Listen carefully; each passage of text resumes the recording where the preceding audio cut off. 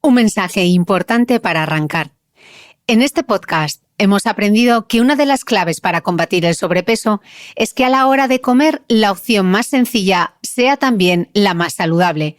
Por eso me gusta la tienda online Dasana.bio, nuestro mecenas de este mes, porque allí siempre he encontrado alimentos saludables y con el mejor sabor. Hoy te quiero hablar de su último lanzamiento, el snack de Asana Bio, un picoteo 100% vegetal en cuya etiqueta solo leerás habas de soja, semillas de calabaza, semillas de girasol y sal marina.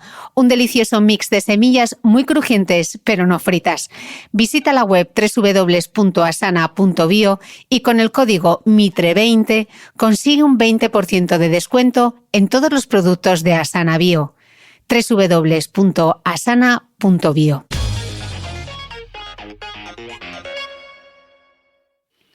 Si quieres descubrir mis apuntes de esta entrevista, mis notas personales y otras anécdotas de cómo se hace el podcast de Cristina Mitre, te invito a suscribirte a mi nueva newsletter A Micrófono Cerrado, donde compartiré material inédito de mi podcast y otras muchas cosas que solo podrás leer y escuchar allí. Suscríbete en www.cristinamitre.substack.com, te lo deletreo, www.cristinamitre.substack.com. Y todos los domingos recibirás en tu email mi newsletter A Micrófono Cerrado. Te dejaré también link directo en las notas del podcast que, como siempre, comparto en mi blog www.thebeautymail.es. Como decía Rosa Montero, los geriatras pretendemos que la gente se muera estando sanísima, y es una definición que yo hago mía. A mí me llena de confort no me llena de confort, por Dios, cuando alguien fallece siempre es triste, pero cuando alguien dice, salió a cenar con sus hijos y al día siguiente se murió, oiga, qué estupendo, ¿no? Ha estado independiente hasta el día más cercano de la muerte, no cuando muere alguien y todo el mundo que le quiere dice, por fin, menos mal que ya ha descansado después de 10 años de padecer. Entonces, todo esto lo explico porque creo que hay áreas que hay mucha mejora a prevenir la discapacidad, la dependencia y la fragilidad. Vivimos un momento sin precedentes, escribía Carmen Alborg en Los placeres de la edad. Las estadísticas y estudios constatan que en nuestras sociedades el porcentaje de personas mayores no solo es elevado, sino que va en aumento, a la vez que se reduce la tasa de natalidad. Este logro es percibido en la práctica como un problema, como una carga para la sociedad, porque se relaciona con los costes de las pensiones, olvidando, por ejemplo, el papel tan importante que están desempeñando los abuelos, y especialmente las abuelas, en el cuidado de la infancia como recurso imprescindible para la conciliación. En muchas ocasiones, continuaba Carmen, son las propias personas mayores quienes rechazan la vejez propia y ajena, atribuyendo todo lo malo que nos pasa a la edad. Interiorizamos la minusvaloración.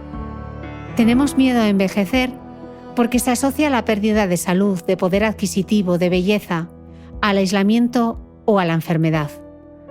Hoy, en el podcast de Cristina Mitre, junto al Dr. Serra, jefe del Servicio de Geriatría del Hospital General Universitario Gregorio Marañón de Madrid, descubriremos todo lo que puedes hacer hoy para envejecer con salud.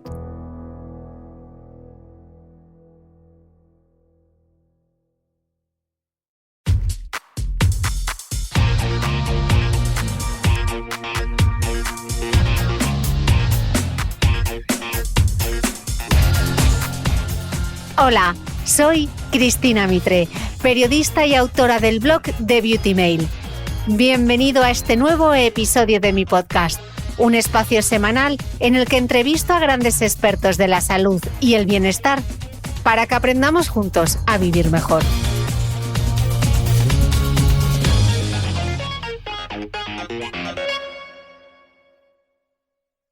Doctor, bienvenidísimo al podcast. Muchas gracias, buenos días y gracias a vosotros por invitarnos. Doctor, escribe Carlos López Otín en El sueño del tiempo que desde la prehistoria hasta 1900 llegar a la vejez era algo tan excepcional que se consideraba un mérito personal.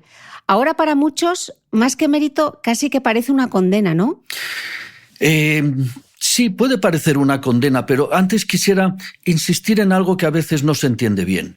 Personas muy mayores las ha habido toda la vida, desde las primeras datos fiables que son del Imperio Romano hace más de 2000 años, había personas que vivían 80, 90 y 100 años. O sea que la expectativa máxima de lo que vive un ser humano no ha cambiado nada en 2000 años. Lo que sí ha cambiado es que ahora hay muchas más personas que llegan a esas edades altas, pero las edades altas son las mismas. O sea que no vivimos más, sino que socialmente, como hay más personas que alcanzan edades altas, la edad media de la sociedad lógicamente va incrementando. Es verdad lo que decía, que a veces vivir más es una condena.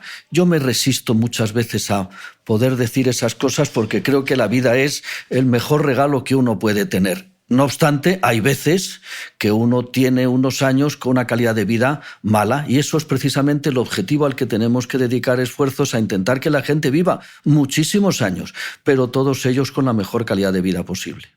Hay muchísimos estereotipos y mitos alrededor de la vejez que seguro que tú te encuentras en tu día a día. ¿Cuál es para ti el peor de todos? Uy, es difícil esa pregunta porque hay mitos muy metidos en la sociedad, en alguna parte de la sociedad, que son realmente negativos. A mí me pone muy nervioso la actitud paternalista con las personas mayores. Ay, abuelito, qué bien te veo. Ay, abuelito, qué mono. Quédate aquí sentadito con la manta de cuadros y con las zapatillitas de Gepetto. Las personas mayores, como todas las personas de la sociedad, merecen un respeto extraordinario. Como cualquier persona, sea alguien que no tiene nivel cultural o sea el directivo más importante de una empresa. Todos merecen respeto, pero los mayores, que han conseguido que los que no somos tan mayores hayamos llegado a vivir esta época de bonanza que vivimos, caramba, hay que estar agradeciéndoles y respetándoles cada día. Por lo tanto, a mí no me gusta nada eso de quitarle la autoridad a la persona mayor. Te prohíbo que conduzcas. Ya te he dicho que no puedes comer. Oiga, una persona de 90 años es dueña de su vida como una persona de 60 años, ¿no? Eso es algo que vemos con cierta frecuencia y que a mí personalmente me irrita. Hablemos entonces justo del lenguaje y de esas palabras que habitamos, ¿no? Escribe Adela Cortina en Ética Cosmopolita que la discriminación negativa se ve en la variedad de vocablos que existen para designar a las personas entradas en años. La más neutra, anciano o anciana, pero esa neutralidad se pierde en viejo o vieja y no digamos en abuelo o abuela cuando no se refiere a la relación de una persona con sus nietos. No es extraño que de manera creciente, escribe Adela, se recurra al escéptico término mayores, que cobra un cariz especialmente amable en la expresión nuestros mayores, cuando lo bien es cierto es que a los niños y a las niñas y a los jóvenes no necesitan ese hacerse perdonar su edad con ningún eufemismo del tipo nuestros menores. ¿Por qué tenemos esa carencia a hacerlo? Es una pregunta para la que yo no tengo respuesta. Yo no sé si hay alguna palabra que designe a un grupo de edad que al cabo de un tiempo no tenga un tono peyorativo o no tenga un tono negativo. Yo me he criado refiriéndome a los ancianos. Hace años ya la ONU dijo que ancianos no. Ahora hay que referirse como personas mayores. Supongo que dentro de unos años personas mayores tampoco encajará y habrá que buscar otra. Se inventaron lo de la tercera edad y ahora ya no estamos en la tercera, sino que estamos en la cuarta. Quiero decir, creo que cualquier término que se ponga con la mejor de las voluntades en circulación en la sociedad, al cabo de un tiempo es denostado, no tanto por el término, como por lo que lleva en sí. Y eso creo que es algo más profundo todavía. Hace 70 años, a los pacientes que yo empezaba a tratar hace 30 años o 40 años, las personas que tenían entonces 80 años, que habían nacido a principios del siglo XX, a sus padres les llamaban de usted.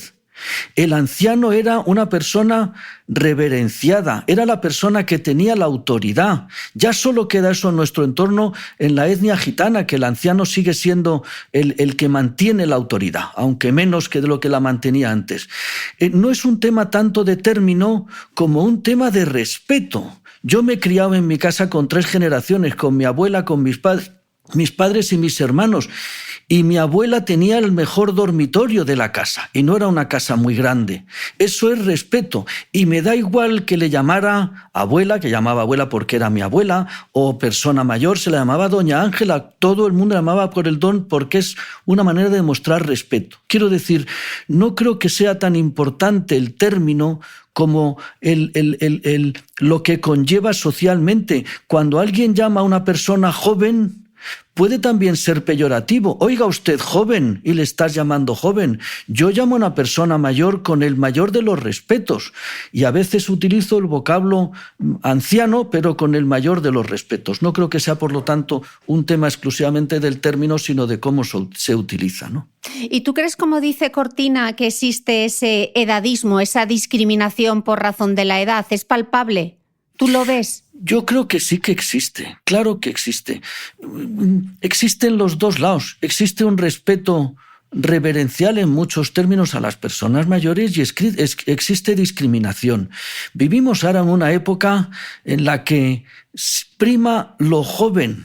Las maravillosas actrices de Hollywood cuando cumplen 40 parece que ya no valen.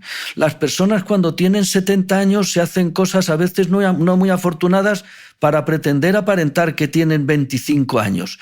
Parece que lo mayor es algo que hay que tirar. Cuando uno ve fotos de personas o de familias de principios del siglo XX, la gente quería parecer mayor, ¿no? Uno ve fotos de familias antiguas, ¿no? Y ve señores que dicen, este debe tener 60 años, pues tenía 23, porque se dejaban bigotes, se ponían unos cuellos para aparentar ser mayores porque era lo que primaba entonces. Ahora prima lo contrario, lo joven, lo juvenil, lo moderno, lo que es más reposado, lo que es el cúmulo de años de experiencia vital, eso parece que se aprecia poco. Y eso genera, sin duda alguna, genera discriminación por la edad.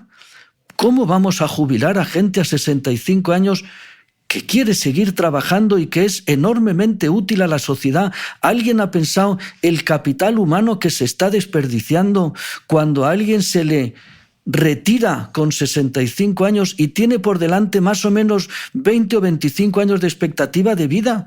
¿Alguien se da cuenta del capital que estamos tirando a la basura?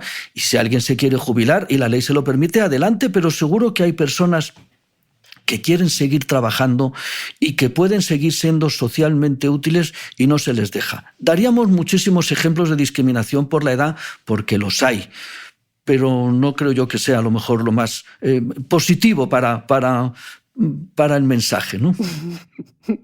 Bueno, es imposible no hablar contigo como geriatra de la COVID-19. Hubo en aquel momento hasta quien en plena pandemia respiraba con cierto alivio ante la noticia de que gran parte de los fallecidos por coronavirus eran ancianos, muchos de los cuales vivían en residencias. ¿Cómo lo viviste tú aquel momento y qué reflexión haces desde el presente? Este es un tema realmente largo, complejo y que necesita mucha reflexión y mucho matiz. Yo personalmente lo viví, yo me contagié el 14 de marzo y estuve en mi casa, no estuve seriamente afectado, estuve en mi casa los siguientes 8 o 10 días, lo que no me impedía estar en contacto a diario con mi servicio, con las personas con las que tengo la suerte de trabajar y con los geriatras de Madrid. Cuando aquello empezó, para que os hagáis una idea, el primer caso en el Marañón, que es donde yo trabajo, que es un hospital que tiene 1.200 camas, entró el día 2 de marzo, creo recordar. El día 15 de marzo, cuando yo me puse malo, había como 16 o 18 pacientes ingresados. Y el día 30, o sea, 2 semanas después, había 1.200 pacientes ingresados por COVID en mi hospital.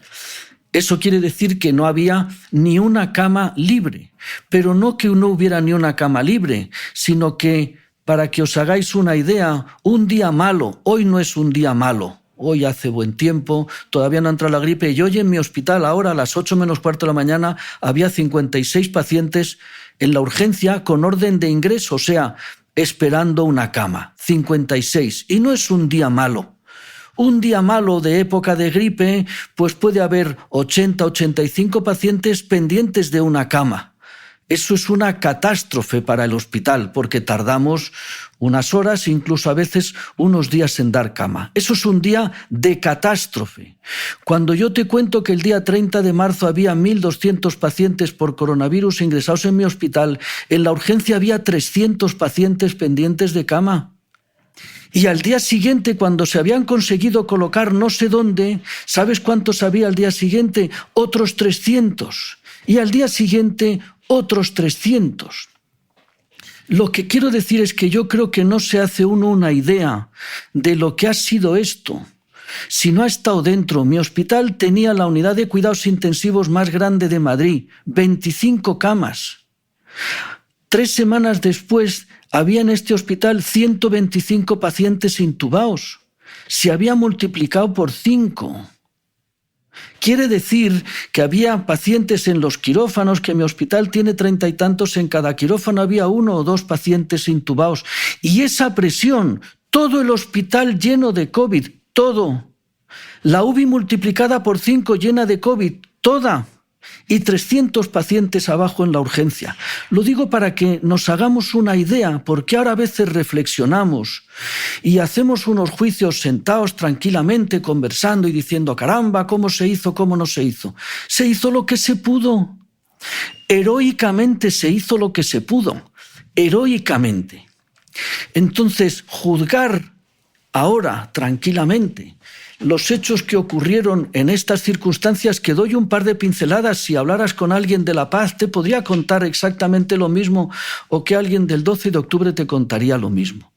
Entonces, nosotros nos dedicamos a las personas mayores, por supuesto, y estamos muy acostumbrados en nuestra jornada diaria a debatir, a discutir, a confrontar con otros especialistas casos concretos de personas mayores, porque eso es algo que tampoco nos damos mucha cuenta de vez en cuando. Uno coge 25 chavales jóvenes por la calle y fisiológicamente son gotas de agua. Se parecen muchísimo. Luego uno lleva rastas, otro lleva piercing, otro lleva tatuajes, pero se parecen fisiológicamente, son gotas de agua. Uno coge 25 personas de más de 80 años y son completamente distintas. Quiero decir que es el segmento de la sociedad con una heterogeneidad mayor. Por lo tanto, a cada persona mayor hay que hacerle un traje sanitario a medida. Hay personas con 80 años a las que les operamos el corazón porque están estupendamente bien y van a tolerar esa intervención y van a mejorar su vida y su calidad de vida de los siguientes 10 o 12 años. Y hay personas de 70 años con la misma enfermedad coronaria a la que le ayudamos a terminar su vida de la mejor manera posible porque no tiene posibilidad alguna. Por eso, a las personas mayores se necesita una valoración en profundidad, se llama valoración geriátrica, para tomar decisiones y que luego las tenemos que comentar. Yo no opero corazones, yo tengo que convencer al cirujano cardíaco que esta persona que tiene este problema coronario es un buen candidato y luego lo valora él y el anestesista y se toman decisiones colegiadas. Lo digo esto porque en la COVID, en los primeros momentos, se intentó ver cómo se podía hacer, porque ya intuíamos que un virus nuevo, quiere decir que el que no estamos preparados, altamente contagioso, cuando entra en un sitio donde hay muchas personas mayores, con muchas patologías y mucho contacto, no se nos ocurre una mayor bomba, ¿verdad? Porque si mi abuelo está en mi casa y vive con mi abuela, que son 2, y a veces viene mi madre, que es su hija, que son 3, pues esa pareja de ancianos ve 3, 4 o 5 personas al día. Si vive una residencia de ancianos donde hay 100 personas ingresadas y donde trabajan 110 trabajadores, pues esa persona anciana tiene contacto con 130 personas al día. Por eso, esa catástrofe que ha ocurrido en España y en Inglaterra y en Irlanda y en Alemania y en Canadá y en Estados Unidos y en Francia y en Italia, porque se han dado esas combinaciones, un patógeno altamente contagioso que entra en una población virgen con mucho contacto y además sin herramientas para diagnosticar. Ahora ya tenemos PCRs, que todo el mundo se ha hecho 17 PCRs. Pero recuerdo que las PCRs llegaron a mediados del mes de abril. Hasta entonces no sabíamos cómo hacerlo y seguimos hoy en día sin poder tratar. No tenemos un tratamiento eficaz, tenemos tratamiento de soporte. Entonces, ha sido una catástrofe. Pero no ha sido una catástrofe porque hayamos ignorado o porque nos hayamos dado la vuelta o porque hayamos mirado para otro lado. De verdad, créanos que hay poca gente que haya sufrido tanto esta epidemia al margen de los fallecidos y al margen de sus familias como el entorno sanitario. No sé, yo es que me resisto a pensar, José Antonio, que esta COVID-19 no haya sido la prueba de que esa gerontofobia, ese temor o esa aversión hacia los ancianos existe. Es una palabra que ni siquiera reconoce el diccionario de la lengua, pero yo es que he escuchado a mucha gente, bueno, lo que se mueren son los mayores, como quitándole importancia, ¿no? A mí sí, eso yo creo que es de las cosas que más me ha dolido de toda la pandemia. Eso, mira, en sanidad, especialidades más o menos, convivimos con la muerte, ¿no? Los oncólogos, los cardiólogos, los de paliativos, los geriatras, los internistas, asistimos a la muerte, quiero decir, forma parte de nuestro día a día. Desgraciadamente es así. Pero lo que peor se lleva es cuando alguien fallece, alguien que no tenía que haber fallecido. Cuando digo que no tenía que haber fallecido, digo que se entiende bien. Es un horror cuando a uno le llaman y le dicen que un familiar ha muerto en un accidente de coche. No es un fallecimiento inesperado. Es un horror cuando a alguien le diagnostican un tumor cerebral y en 3 semanas ha fallecido. Es una muerte inesperada. Pero cuando alguien fallece porque no tengo las herramientas necesarias, que hace 2 semanas sí las tenía, y no las tengo porque esto es como un tsunami. No es que haya discriminado, es que no las tenía. Entonces, eso sí que duele. Y eso uno tiene que sentarse con los intensivistas que han aguantado esto y decir, yo lo dejo, los intensivistas están muy acostumbrados a la muerte, pero no están acostumbrados a que se muera gente porque no tengo lo que tenía, porque tengo que atender a muchísima gente. Es verdad, y nosotros lo vemos cada día, ya menos, pero lo vemos cada día. Bueno, pero ¿qué pretendes si tiene 85? Cuando yo empecé la carrera, no entraba en la UBI nadie que tenía más de 65 años. Eso es hace 30 años. No entraba nadie que tuviera más de 65 años por definición. Hoy en día uno va a la UBI y es raro ver a alguien que no tiene más de 65 o de 70 años. Las cosas van cambiando más despacio, ya nos gustaría que cambiaran, van cambiando más despacio. Pero también es verdad que las personas en esta pandemia, las personas más susceptibles y por lo tanto con más riesgo y por lo tanto que más se iban a morir, eran los más mayores, porque son a los que más atacaba este patógeno, ¿no? Entonces, yo lucho contra la gerontofobia cada día. Pero también reconozco que las cosas van cambiando. Quiero decir, me gusta dar un mensaje positivo y eso de la UBI, cualquiera que tenga un poco de edad, recuerda cómo estas cosas hace 30 años a nadie se le operaba del corazón con 80 años y ahora todos los días se operan decenas de personas de esa edad. Quiero decir que eso también va cambiando, ¿no?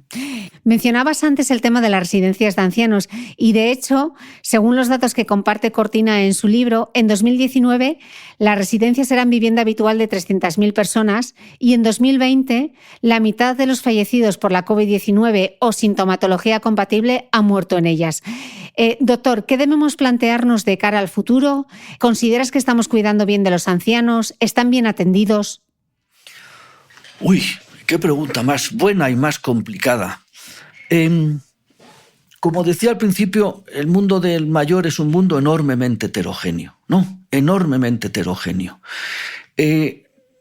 Lo más importante en general, a las personas mayores, cuando uno le preguntan qué es lo que más le importa o qué es el aspecto que más influye en su calidad de vida, ¿no? La calidad de vida es un término completamente personal. Tus aspectos de calidad de vida a lo mejor no coinciden con los míos, o no todos.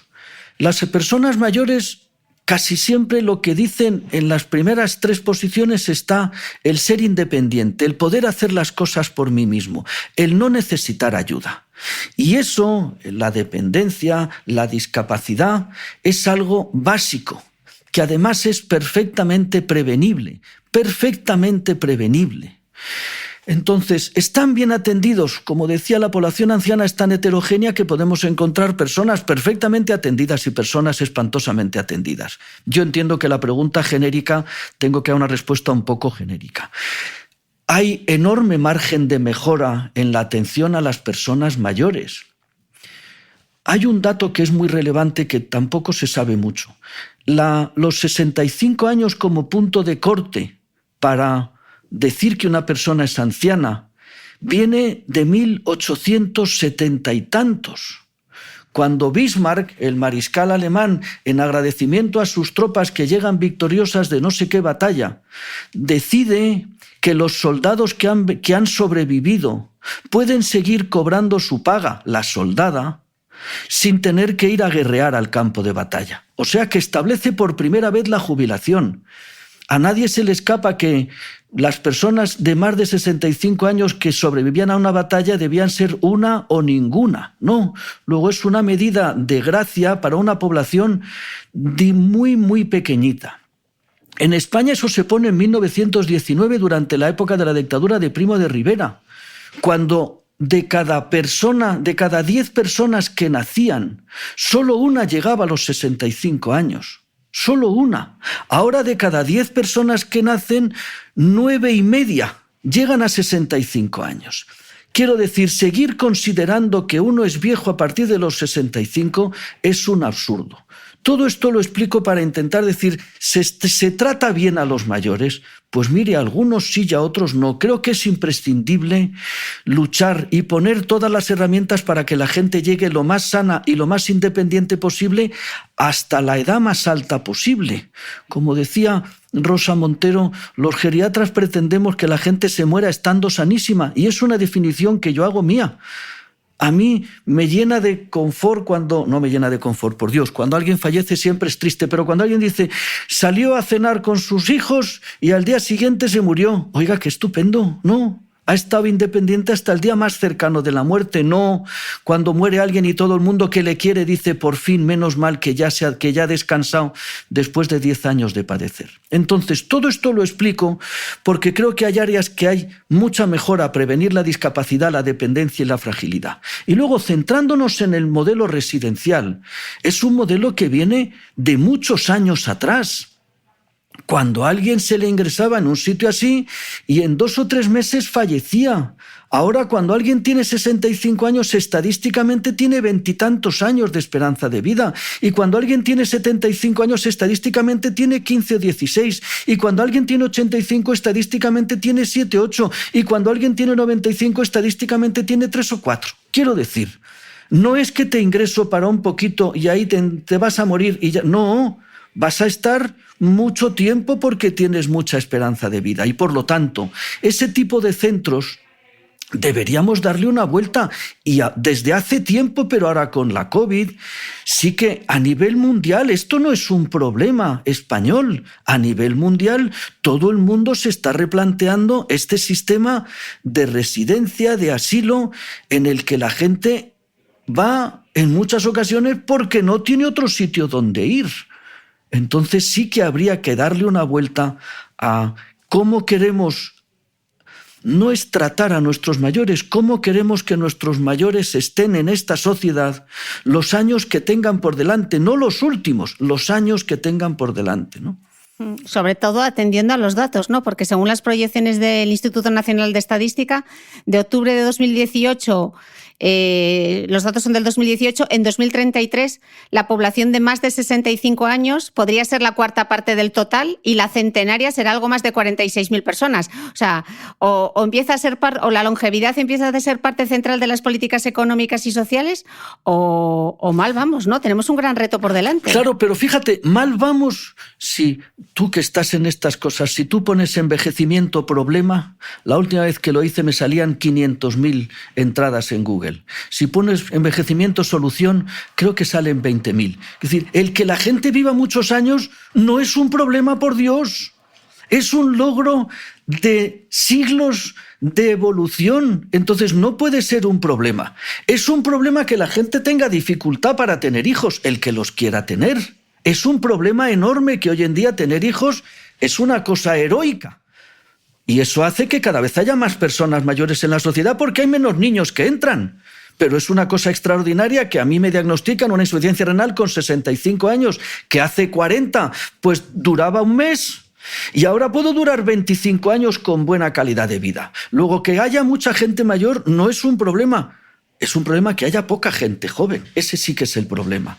Entonces, por supuesto que esto tiene que abordarse y o hacemos que nazcan más hijos o aceptamos más gente que venga de otros países más jóvenes o ponemos algún tipo de manera, porque si antes 6 trabajadores sostenían a un pensionista, dentro de poco 2 trabajadores sostienen a un pensionista y como sigamos así, dentro de 40 años un trabajador tendrá a su espalda un pensionista. Los datos que decías son así. Ahora 1 de cada 4 españoles tiene más de 65 años, pero el segmento que más crece es el de los de más de 80 años. Quiere decir que en nuestra sociedad cada vez va a haber más personas mayores, pero dentro de eso los que más van a crecer es el segmento de los más mayores. No se parece mucho una persona de 66 a una persona de 86. Pues el segmento que más va a crecer es el de mayores de 80 años. Entonces, disfrutemos que hemos conseguido un estado en el que la gente llega a edades altas en condiciones estupendas.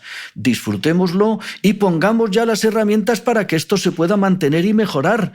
Pero seguir dilatando a afrontar este problema es pues pasar la bola para que a otro le llegue y se coma este marrón, ¿no? Pero esto es algo que hay que abordar desde hace unos cuantos años. Te nombro ahora mismo ministro de Longevidad. ¿Cuál sería la primera medida que implementas pensando en esos mayores? Dios mío, me acabas de echar encima 56 años de responsabilidad. Yo no quiero semejante cosa. No, mira, hay una cosa que es que yo creo que también es bueno comentarlo. Cuando uno pregunta, yo eso lo pregunto mucho a mis alumnos en medicina, a ver, ¿qué factores influyen para que uno llegue a la vejez estando en buenas condiciones, ¿no? ¿Qué factores influyen? Por supuesto hay factores genéticos, ¿no? Yo que tengo ya de formación profesional y voy por la calle mirando, cuando ves a un paciente, caramba, qué bien está usted, si no tiene ni una arruga en la cara, tiene 93 años, no tiene una arruga en la cara y ha pasado la vida entera trabajando en un campo de la Mancha, ¿eh? No es que se haya pasado la vida dándose cremas carísimas. ¿Y su madre a qué años murió? Mi madre también con 98. Hay una carga genética de longevidad y hay una carga genética de que te defiende de enfermedades o que te aumenta la posibilidad de enfermedades. Hay cargas genéticas en cáncer de mama o en cáncer de colon, ¿no? Luego hay un aspecto genético, hay un aspecto de enfermedades. Yo puedo tener mala suerte y puedo tener hipertensión o puedo tener lo que sea. Hay accidentes imponderables. Yo puedo estar sanísimo y un día de tormenta se me cae una rama en la cabeza y me deja parapléjico y voy a una silla de ruedas. Y luego hay hábitos de vida, básicamente la dieta y la actividad física. Los estudios que son de hace muchos años demuestran que más o menos entre el 60 y el 70% de cómo envejecemos depende de nuestros hábitos de vida. Está en nuestra mano cómo envejecemos. Y eso se entiende bien cuando uno se compra un coche y se compra un coche y lo lleva el domingo a la gasolinera a limpiar y lo lleva al taller y le cambia las ruedas, y si suena mal lo lleva al taller y no sé qué y no sé cuántos. Si uno su cuerpo se fuma todos los días 2 paquetes, se come 56 cosas y le sobran 43 kilos, no se mueve, pues hombre, el cuerpo no dura.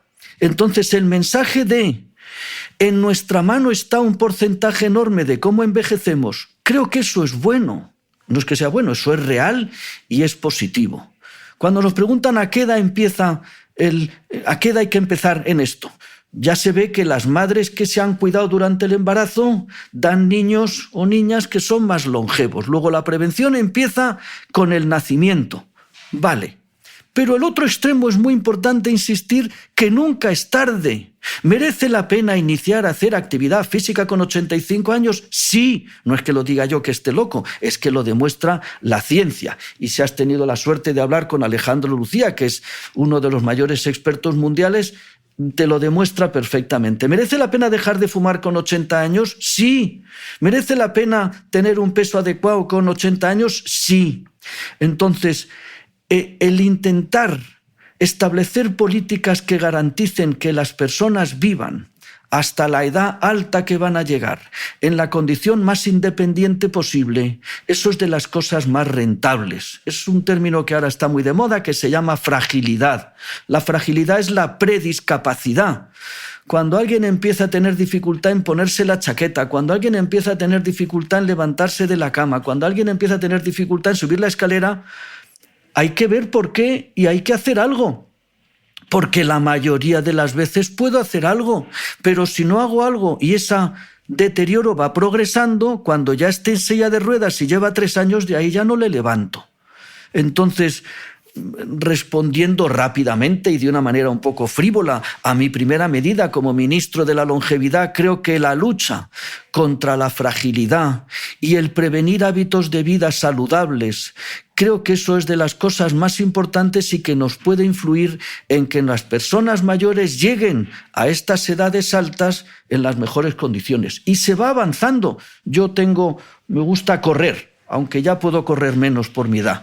Y cuando en alguna carrera popular a uno le adelanta en el kilómetro 17 una venerable anciana con el pelo muy blanco, muy blanco, muy blanco, ¿no? A veces que dan ganas de ponerle una zancadilla porque te da mucha envidia que esta señora que tiene unos cuantos años más que tú te adelante. Esto que es una broma, pero lo vemos muchas veces. Vemos gente muy mayor en una condición física extraordinariamente buena y que además tiene una vida llena, porque si estoy bien, pues puedo viajar, puedo salir, puedo ir al cine, puedo ir al museo, puedo quedar con amigos, puedo salir a cenar.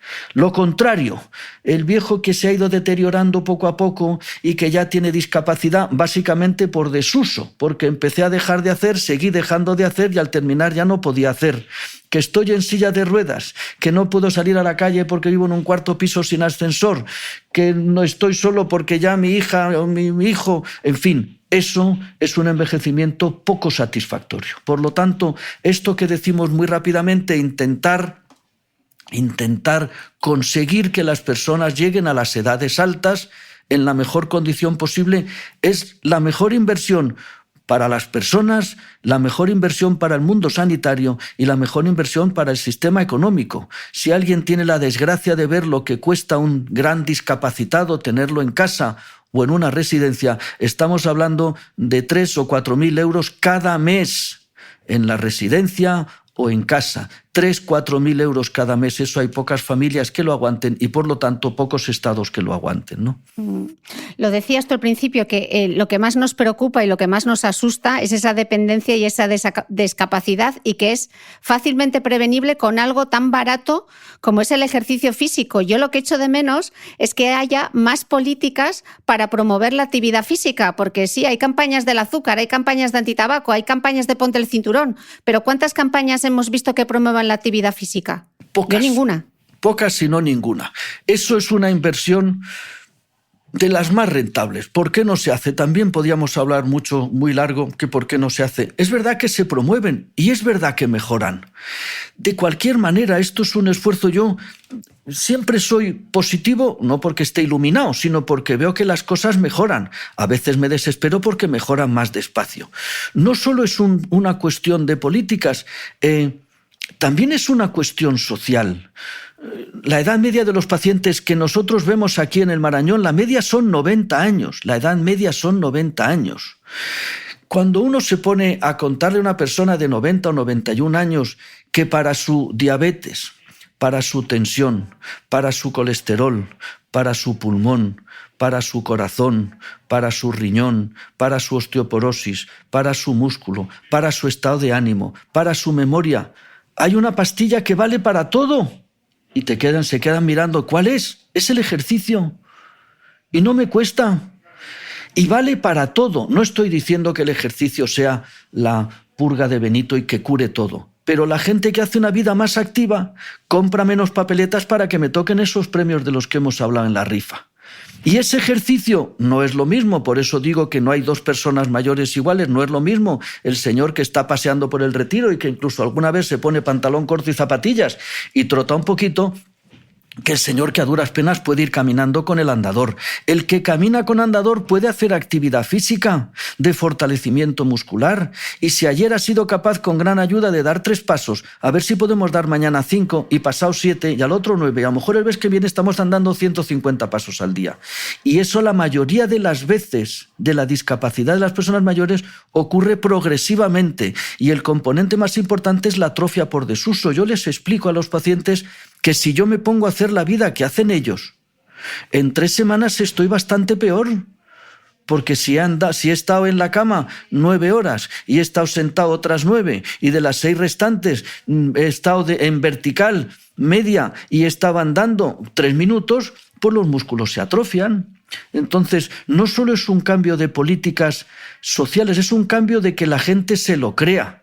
Y ahora se lo creen más que antes, Pero es verdad que el reto sería conseguir que la gente, que esto se lo creyeran y que se lo creyera un grupo mayor de personas. Cuando yo doy las clases en la facultad, les pongo fotos de personas mayores y la primera que pongo es lo que todo el mundo identifica con una persona mayor: el pelo blanco, un poquito de joroba, artrosis en las manos, agarrados en un andador, ¿no? Ese es lo que todos vemos como...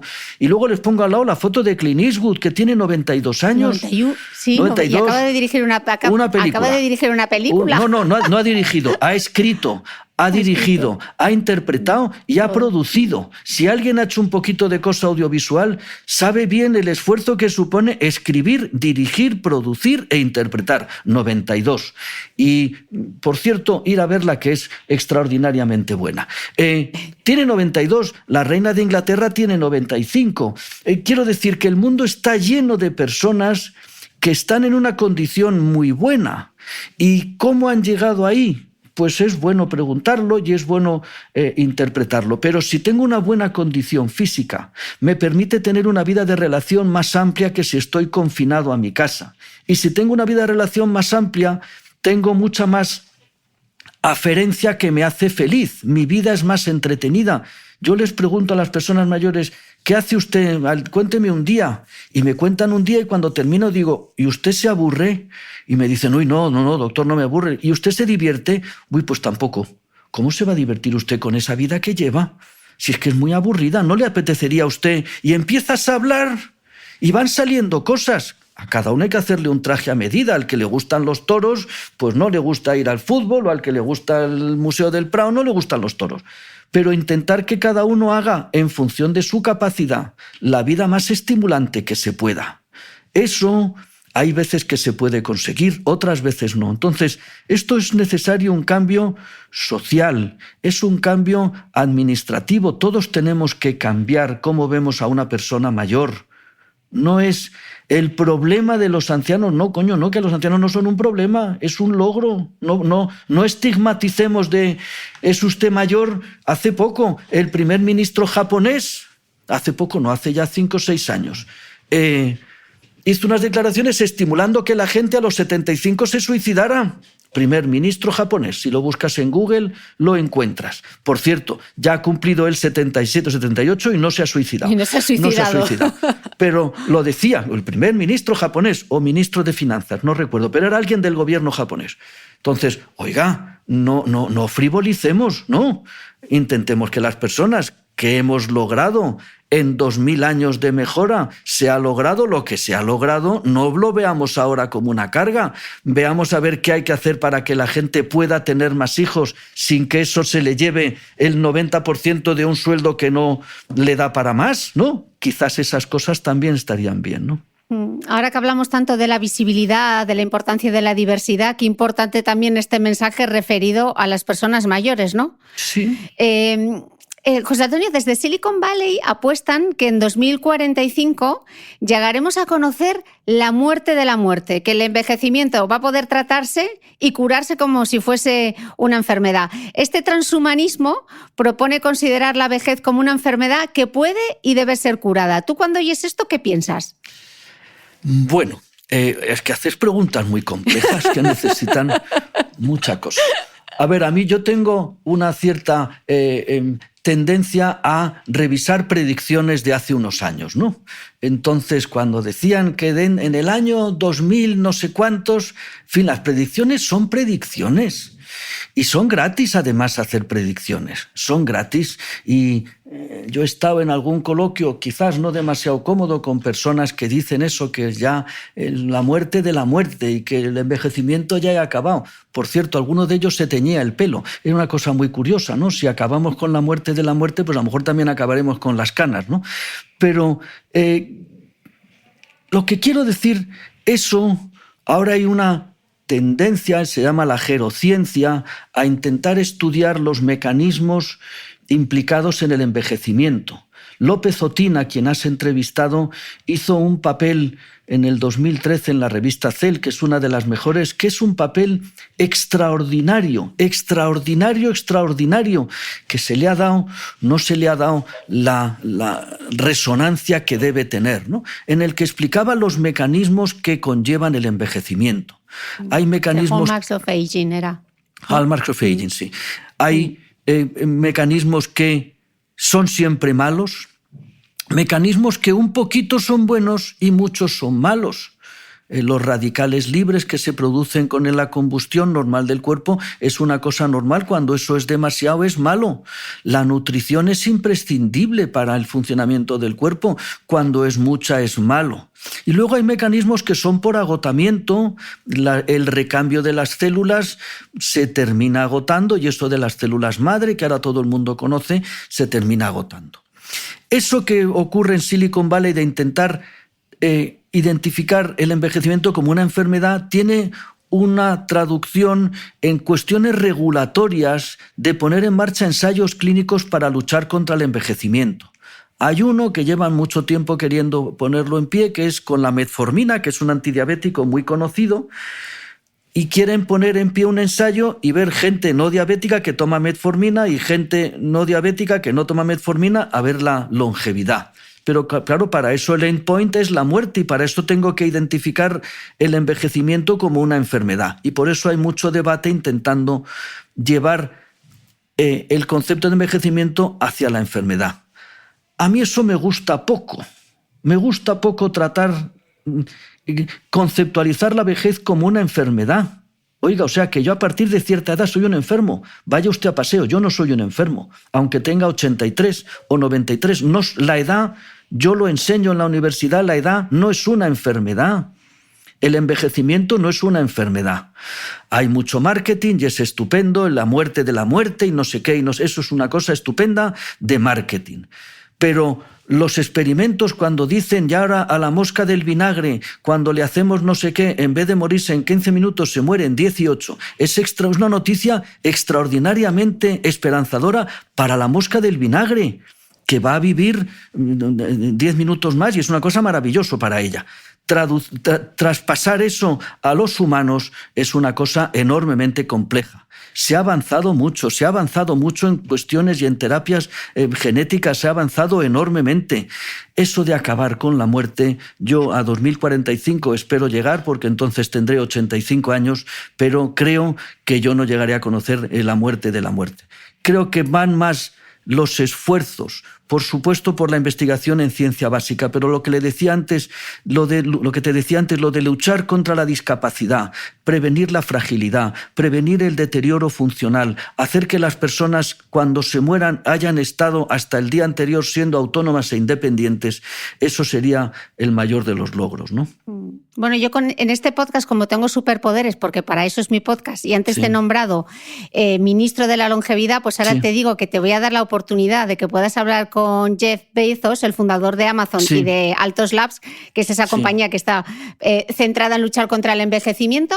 Si le pudieses decir algo a Jeff, ¿qué le dirías? Joder. Me haces unas preguntas aprovecha que tiene mucho dinero. Sí, impresionante, impresionante. Yo le diría a Jeff, con el dinero que tiene y lo bien que vende, porque vende realmente bien, que hiciera esfuerzos enormes y que metiera dinero a espuertas en estimular hábitos de vida saludables. Hábitos de vida saludables. Mira, hay cosas que llaman la atención. Yo nací en el año 60, como te decía antes. Los viejos que tenían 60 años cuando yo nací, o que tenían 70 años, tenían mejores hábitos de vida alimenticios que los chicos de ahora de 20. Eso es una catástrofe. La obesidad que tenemos en la juventud y en la adolescencia y en los niños es una catástrofe. Pero por cada euro que se gasta el Estado o la Administración, y Obama hizo un programa extraordinario de dieta saludable que salía su mujer haciendo publicidad. Michelle Obama, sí. Michelle Obama, por cada euro que se meten en eso, se meten 5.000 euros en hábitos de vida poco saludables. Quiero decir que estamos... Es David contra Goliat. Entonces, si yo tuviera a Jeff Bezos delante, le diría que invirtiera dinero por estimular hábitos de vida saludables que pasan por dieta y pasan por actividad física. El intentar tener ciudades que te permitan pasear. Yo vivo en Madrid. Cruzar algunos semáforos... Hay que ser un atleta de élite para que puedas cruzar el semáforo y no te atropellen cuando están saliendo los coches. Y yo veo a gente con un andador, que se ve gente con andador cruzando la calle, y es imposible el tener avenidas, el tener bancos, el estimular dieta saludable, el estimular que la gente, en vez de estar en casa, vaya a hacer ejercicio. Creo que eso son cosas extraordinarias y con resultados muy cercanos, enormemente cercanos y además altamente probables de conseguir. Conseguir acabar con la vejez me parece que es más caro y de resultados, a mi entender, poco probables, ¿no? Otra cosa es que saque rentabilidad por otros lados, que Jeff Bezos seguro que saca rentabilidad por otros lados. Una pequeña pausa y volvemos. Encontrar un snack saludable puede ser difícil, pero no imposible. La prueba es el nuevo snack de Asana Bio 100% vegetal. Estoy segura de que si lo pruebas te va a sorprender, porque es un delicioso mix de semillas muy crujientes, pero no fritas. Si te apetece picar algo en casa o de terraceo, apuesta por este snack a base de habas de soja, semillas de calabaza y girasol y una pizca de sal. Es una opción 100% vegetal, alta en fibra y proteínas, y además no tiene gluten. Si quieres probarlo, con el código MITRE20 tienes un 20% de descuento para este snack y también para todos los productos de la tienda online de asana.bio. Seguro que te gusta, escuchándote, seguro que te gusta esta frase de la socióloga Elisa Chulia que dice: el mundo no está envejeciendo, sino rejuveneciendo. Lo que ha aumentado es la población longeva, la esperanza de vida ha crecido prodigiosamente y además una vida en buen estado, lo cual es una excelente noticia. Claro, pero claro que es una excelente noticia. Lo que tenemos que ver, a mí me parece muy preocupante que sea tan difícil tener chicos ahora. O sea, ahora para una persona de 30 años, una persona que se van a vivir en pareja, tener hijos es una heroicidad, es enormemente complejo, enormemente complejo. No digo que haya que tener hijos para que nos sostengan, digo que esta es una sociedad que va a envejecer, porque cada vez el porcentaje de personas mayores es más alto, pero es más alto por dos cosas: porque nacen pocos niños y porque afortunadamente cosas que antes mataban en 2 meses, ahora una persona dura con buena calidad de vida 20 o 30 años. Lo que quiero decir es que hay que insistir en que las personas estén lo más activas y lo más independientes, y eso no es solo un tema personal, que también es un tema personal, es un tema familiar, es un tema de sanidad, es un tema de asuntos sociales, es un tema urbanístico, es un tema de muchos tipos. Y hay que intentar promover que se incorporen más gente joven en esta sociedad, ¿no? Porque es que si ya desde hace un tiempo el recambio es negativo, quiero decir, nacen menos niños de las personas que, pues claro, es que pues cada vez va a ser más envejecida la sociedad, ¿no? Entonces, José Antonio, la conclusión es que lo que más influye en la futura calidad de vida de una persona son dos cosas que están en nuestra mano: la dieta y el ejercicio. Entiendo. Eso es. ¿Y cuáles serían los años más decisivos? Vale, te estamos diciendo desde el nacimiento, pero ¿hay una edad que se puede poner como corte? O sea, ¿a partir de los 65 no es negociable? ¿A partir de los 50 no es negociable? Yo creo que no es... A ver, no es negociable. En medicina estamos tan acostumbrados a que no se nos haga caso que utilizar términos categóricos siempre nos da la sensación de que no vamos a tener éxito.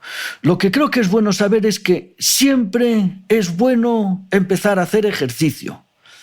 Yo a mis hijos, cuando tenían 10 años, les intentaba inculcar lo bueno que era hacer ejercicio. Y cuando yo iba a correr, ellos venían conmigo montando en bici. Y insistirles. Y a mis hermanos que tienen 70 años, les digo lo bueno que es hacer ejercicio. Y unos hacen ejercicio más y otros hacen ejercicio menos. Quiero decir que es bueno hacerlo. Y si lo hago, es bueno seguir haciéndolo. Pero si no lo hago... es bueno empezar a hacerlo a los 50, a los 60, a los 70, a los 80, a los 90. Es bueno empezar a hacerlo. Y es bueno, yo cuando estoy con los alumnos que tienen 20 o 22 años, cuando pregunto si hacen ejercicio, pues me sorprende que hay un porcentaje alto pues que tiene una vida muy sedentaria. Ahora tenemos la enorme suerte de, no sé si es suerte, pero todos tenemos un teléfono y en los teléfonos todos tienen un cuentapasos. Caramba, miremos cuánto nos movemos, porque no, hay veces que uno mira el fin de semana y dice, caramba, que llevo 700 pasos hoy.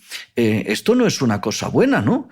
Entonces, el meter en nuestra rutina, ¿no?, el que tenemos que tener una vida activa, el que las ciudades estén diseñadas para facilitar los desplazamientos a pie, el que los edificios y los puestos de trabajo estén diseñados para facilitar los desplazamientos.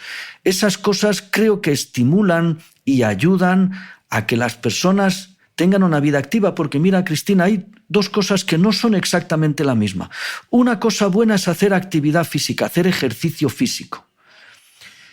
Pero hay gente que hace ejercicio físico, lo que recomiendan las recomendaciones internacionales, 150 minutos de actividad aeróbica a la semana. Y yo cada día de la semana, 5 días de la semana, corro 30 minutos. Uy, pues ya he cumplido. Y lo hago de 7 menos cuarto a 7 y cuarto. Y el resto del día estoy sentado. Cumplo las recomendaciones, pero tengo la parte mala que es la vida sedentaria. El sedentarismo es malo, malísimo. Malo, malísimo. Estarse sentado 7 horas seguidas es un horror. ¿Y qué hago? Yo, que soy obsesivo, pues cuando hablo por teléfono, pues me levanto y ando. Y hay conversaciones que anda 1 kilómetro, porque no paro, doy paseos y ando. Y cada ratito, pues si estoy, pues me voy y bebo un vaso de agua o salgo para no estar 6 horas seguidas sentado.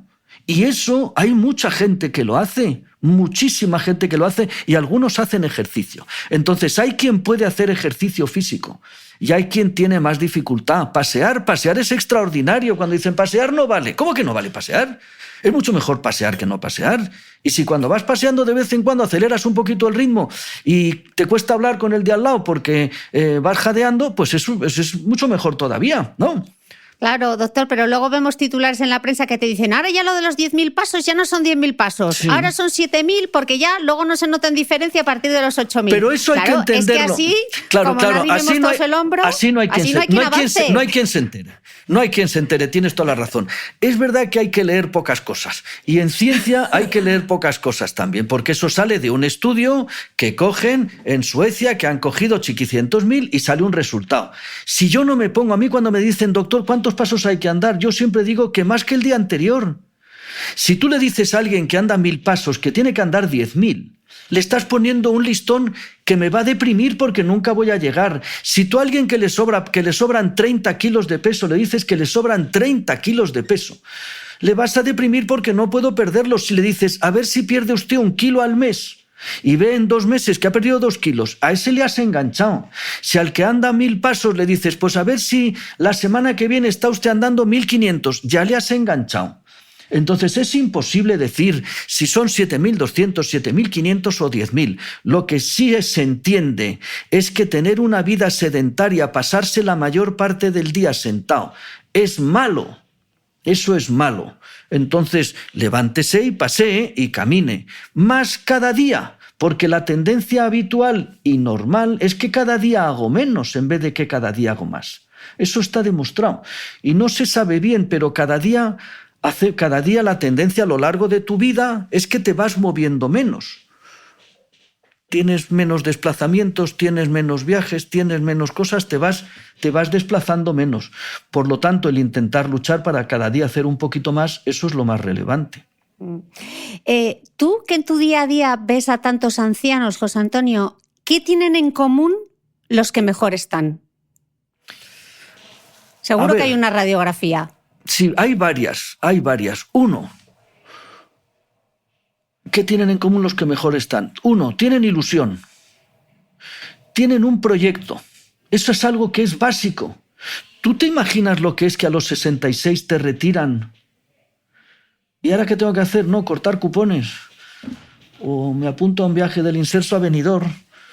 Pues hombre, tienes 66, hasta ayer estabas trabajando, eres abogado, eres periodista, eres ingeniero, eres arquitecto, trabajabas en el campo, ¿qué vas a hacer?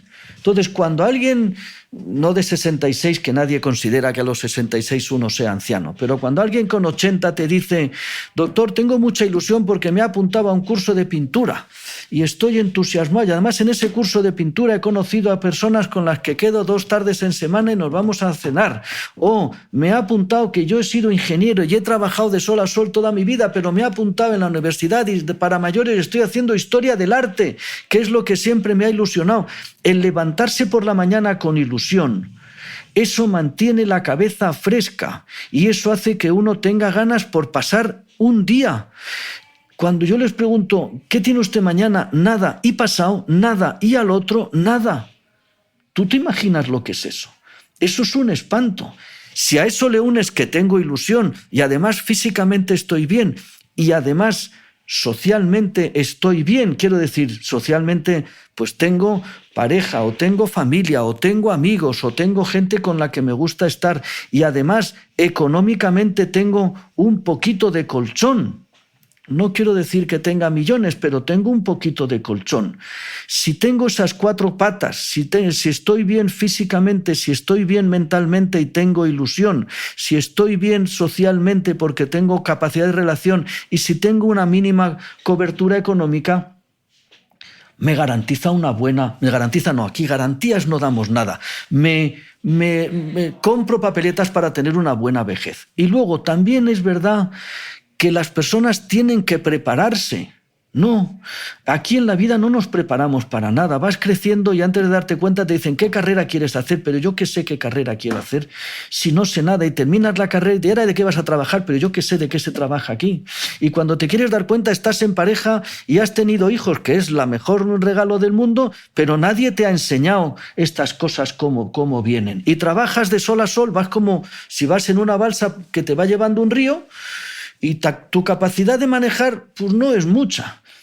Y de repente te dicen, no, bájate de la barca. Oye, pero si es que yo estoy aquí. No, que te bajes de la barca. Uno debe prepararse y debe pensar qué voy a hacer cuando no obtenga esta ocupación que ahora me ocupa el 80% de mi tiempo cuando no estoy durmiendo. ¿Qué voy a hacer? Porque yo conozco personas que tienen muchísima energía y no tienen dónde ponerla. Y a veces la ponen en casa y a veces eso genera ruido, ¿no? Porque es que, en fin, tiene demasiada vitalidad, ¿no? Entonces, el tener plan, el decir, no es me quedan, yo no hablo de los años que me quedan, yo hablo el tiempo que tengo por delante, que no sé si son 10 minutos o 45 años, yo qué sé. ¿Usted qué va a hacer de aquí en adelante? Pues no sé, porque para lo que me queda, ¿no? Esas cosas que ahora se oyen menos, pero ¡ay, Dios mío, por Dios, llévame pronto! ¿No? Eso que salía en las novelas y en las películas y en la realidad lo veíamos, ¿no? ¡Ay, por Dios, Dios mío, llévame pronto! Y yo he estado oyendo a personas decir eso 25 años. Llévame pronto, digo, oiga, que es que no le oyen. O grítelo más, o busque otra cosa, porque es que eso de llévame pronto, ¿no le parece que es un desperdicio con lo bien que está usted, ¿no? Las cartas que tiene en la mano. Yo les hablo de juegos de cartas. La vida le ha dado estas cartas. Pues mire, usted tiene una profesión o no, y tiene familia o no, y tiene la situación que tiene de salud o lo que sea. Con estas cartas, mire la vida más estimulante que usted pueda hacer. Y muchas veces pues encontramos cosas que uno puede hacer una vida más estimulante que estar en casa sentado viendo lo que me echan en la televisión, ¿no?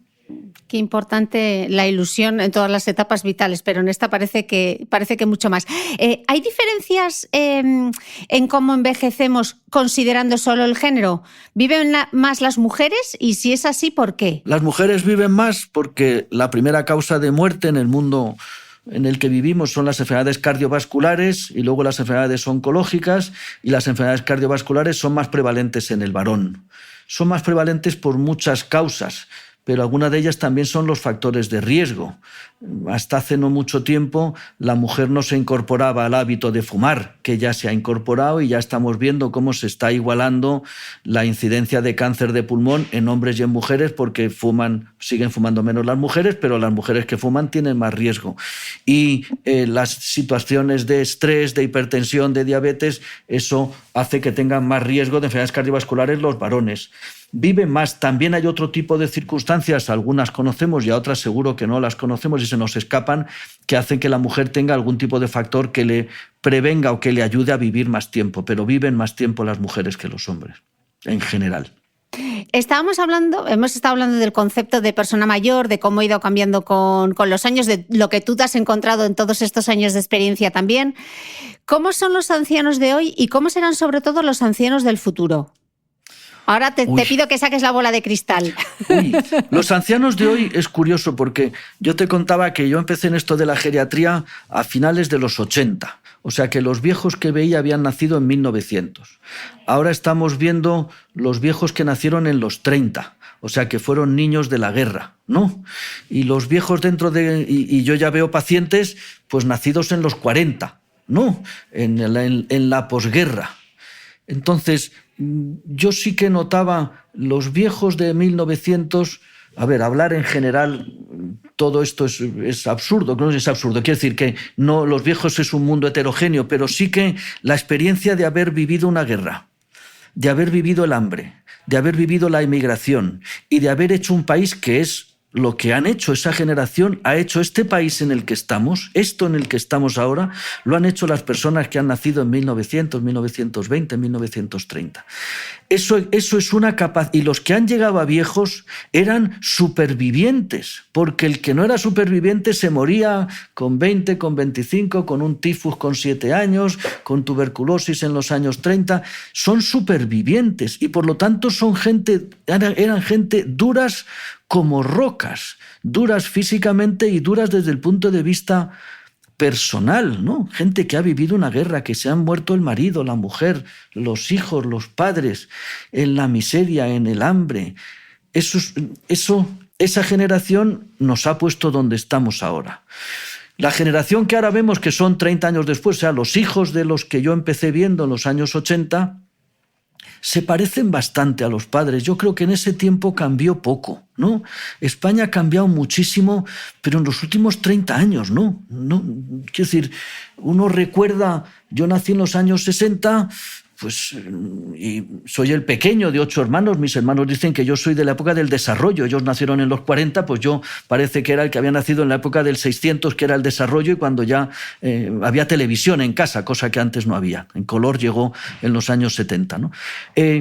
Son parecidos los que vemos ahora. Son gente también superviviente que pasó la guerra, más de niño y esas cosas, ¿no? ¿Cómo va a envejecer la gente que ahora tiene los años que tenga, los 20 o los 30 años? Pues no lo sé. Pero si me dices que saque la bola de cristal, yo creo que no es lo mismo haber tenido una vida bastante... ¿Cómo digo para que no parezca peyorativo?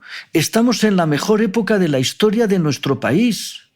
No, eso no lo digo yo, eso lo dice la historia, ¿no? Con más bienestar, ¿no? Pero digo, no tenemos guerra, no tenemos hambre, no tenemos hambre, no. El número de personas que pasan hambre es el más bajo en la historia. El número de personas que se mueren es el más bajo en la historia. No hay guerras desde hace no sé cuántos años. Por supuesto que hay gente que sufre, que pasa hambre, por supuesto. Pero digo, en número, vivimos en la mejor época de la historia de nuestro país.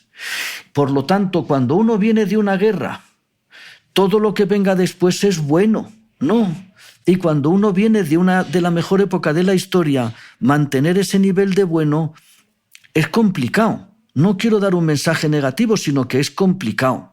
Por otro lado, yo creo que la gente que es más joven ahora se va preparando de otra manera, ¿no? Para decir, por ejemplo, en el aspecto económico, pues yo tendré que intentar, porque, en fin, no parece que me vayan a llegar a mí las pensiones, ¿no? Esas cosas que los que ahora tienen 80 años bastante tuvieron con sacar adelante a su familia, como para encima hacerse un plan de pensiones, pues ahora la gente pensará más en el futuro. Yo siempre soy optimista, es por naturaleza, y pienso que ahora tenemos mucha más información de esta época de la vejez de la que tenían antes. A las personas mayores no se les preparaba. ¿Qué era eso? Yo a mi abuela no se me ocurría pensarla, ¿qué vas a hacer cuando seas mayor? Pero si vio morir a su hijo con 20 años y a su marido con 32, ¿de qué me estás hablando tú? No, quiero decir, ahora tenemos más información. Es como nos pasaba a mi generación cuando en los años 80 no teníamos información de la droga y ahí cayeron muchísimos compañeros. Hoy la gente tiene mucha más información y la información es poder. Entonces creo que tenemos más información, creo que tenemos acceso a más recursos y a más resortes. Pero creo que también tenemos que prepararnos. Y eso exige reflexiones personales e internas, es decir, yo qué quiero ser con 20 años o qué quiero hacer y cómo quiero ser cuando sea mayor. Es verdad que también hay cosas que a mí me hacen pensar que es complejo. Yo vengo de una familia de 8 hermanos y en mi casa vivíamos los 8 hermanos, mis padres 10, mi abuela y un tío mío, hermano de mi madre, que era cura. Vivíamos 12 en casa y siempre había gente en casa. Siempre había gente y cuando mi abuela reunía a sus hijos, mi abuela tenía una generación que era sus hijos y debajo sus nietos y se juntaban 40 personas. De un matrimonio salían 40 personas. Yo ya no tengo padres, pero cuando veo la familia de mis padres, pues nos juntamos escasamente 15 entre hijos y nietos. Eso, el que las familias sean más cortas, el que los grupos sociales sean más restringidos, el que el contacto social directo sea menor, eso a mí me parece que es una amenaza, porque creo que una de las cosas más importantes para envejecer bien es tener una red social. No digo de apoyo, digo de contacto. Alguien con quien ir al cine, alguien con quien comentar un libro, alguien con quien salir a pasear o alguien con el que establecer una relación de pareja con 79 años, yo qué sé. Y eso es verdad que ahora yo creo que quizás no se cultiva o no se fomenta tanto. Tenemos muchísima relación con gente. Yo hablo contigo que estás en el Golfo de Arabia y no nos hemos conocido nunca y me encantaría quedar contigo y tomarnos un café.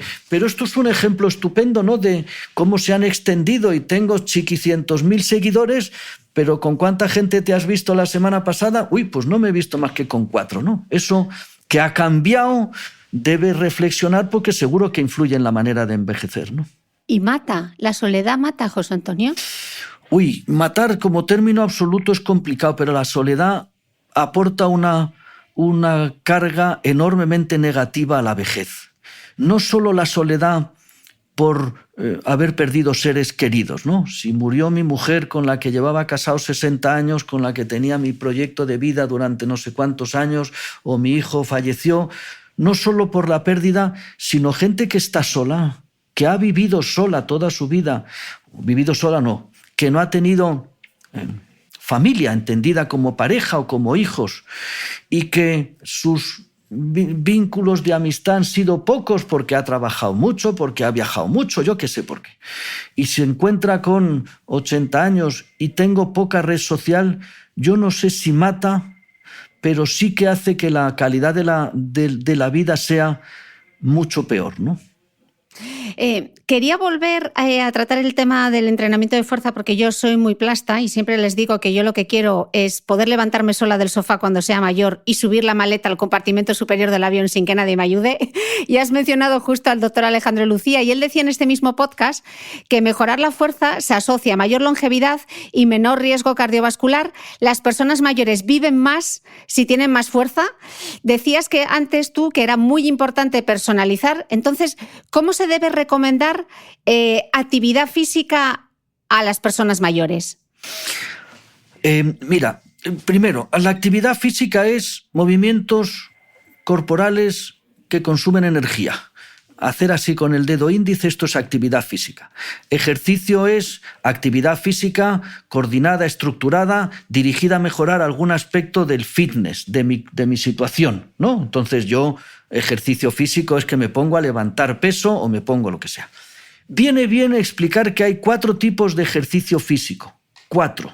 Uno que es ejercicio aeróbico, que llamamos el que pone el corazón y la respiración más acelerado. Ejercicio aeróbico es andar deprisa, es correr, es bicicleta, es elíptica, es cosas de esas. Ejercicio de fuerza, que en inglés se dice strength y a veces se confunde resistencia y fuerza. Yo digo ejercicio de pesas, levantar peso, que pueden ser pesas o puede ser levantar el propio peso del cuerpo. El mejor ejercicio de resistencia son las sentadillas. Levantarse de una silla es un ejercicio extraordinario para los cuádriceps. Ejercicio cardiovascular, ejercicio de fuerza, ejercicios de estiramiento y elasticidad. Las articulaciones, si no se mueven, se ponen rígidas. Si yo consigo mantener el rango de movilidad de las articulaciones, voy a poder tener más agilidad y voy a poder hacer mejor ejercicio. Y el último tipo son ejercicios de equilibrio. Por cosas largas de explicar, las personas mayores tienen cierta propensión a tener problemas no de equilibrio de oídos, sino de estabilidad. Por lo tanto, hacer ejercicios para tener una marcha estable es muy rentable. Ejercicios de caminar de puntillas, de caminar de talones, de ponerse en tándem, el talón de un pie delante de la puntera de otro. Ejercicios que estimulan el equilibrio son extraordinarios. ¿Cómo se recomiendan? A cada uno se hace el traje a medida. Yo veo al paciente como está, le exploro y a lo mejor este paciente está tan frágil que solo puedo recomendarle que haga sentadillas ayudado porque tiene muy poca fuerza en las piernas. O hay pacientes que caminan. El otro día me decía un paciente jovencísimo de 79 años, laboralmente activo. Me dice, doctor, vengo a la consulta porque me he hecho viejo de repente. Caramba, ¿y eso? ¿Usted hace ejercicio? Tengo un gimnasio en casa, tengo un monitor y me dice... Es que los arquitectos ahora hacen los escalones de las escaleras muy altos. Que era una manera muy gráfica de explicarme que le cuesta levantar el pie. Pues habrá que explicarle que tiene que ejercitar el flexor de la cadera, que es el psoas ilíaco, y cómo se hace. Quiero decir, cada uno tiene su traje a medida. Y lo que hay que explicarles es que es bueno que cada día hagan un poquito más. No que se metan y hoy hago 3 horas de cardiovascular y 2 de pesas y mañana estoy roto y ya no quiero seguir. Sino cambiar esa tendencia de cada día hago un poquito menos y ahora voy a empezar a cada día hacer un poquito más. Ese es el secreto. Y cada uno tiene su traje a medida. Hablando de Alejandro Lucía, yo con Alejandro Lucía he puesto...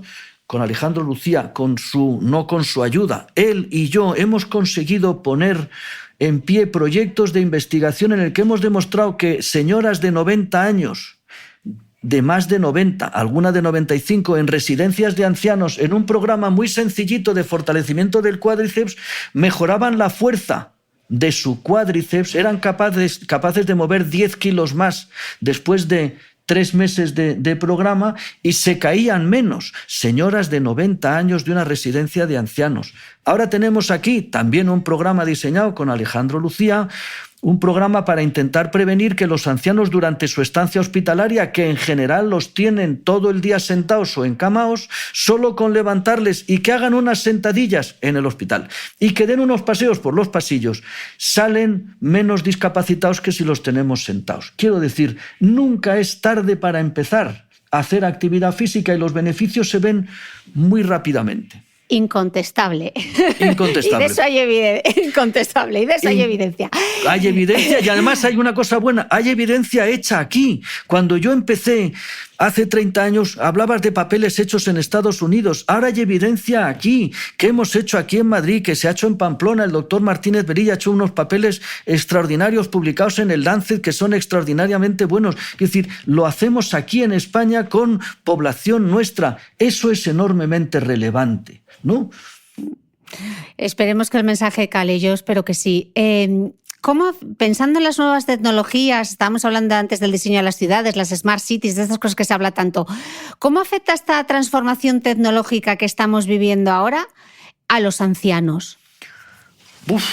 Pues seguro que de muchas maneras. Insisto, como lo digo siempre, que los ancianos son muy heterogéneos, es un grupo muy heterogéneo. Cada vez hay más personas que llegan a estas consultas que se manejan con las nuevas tecnologías, ¿no? Cada vez hay más. Al principio era muy difícil, ahora cada vez hay más. Claro, la gente de 79 lleva ya 30 años con los móviles, pues no tienes que enseñarles a manejar un móvil. La gente que tiene 92, pues quizás no haya cogido la época del móvil, ¿no?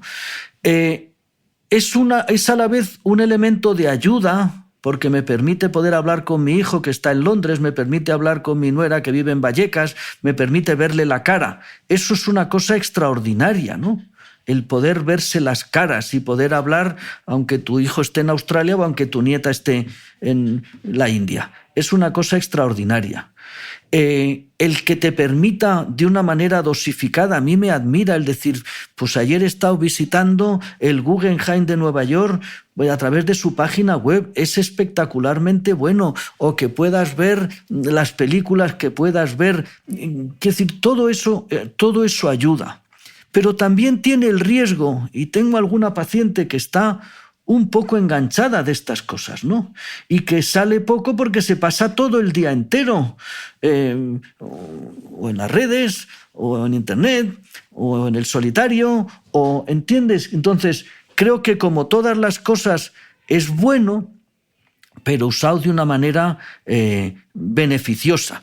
Yo siempre recuerdo una frase de Ramón y Cajal, Premio Nobel de Medicina, de las mentes más preclaras en la humanidad, no en España, ¿no?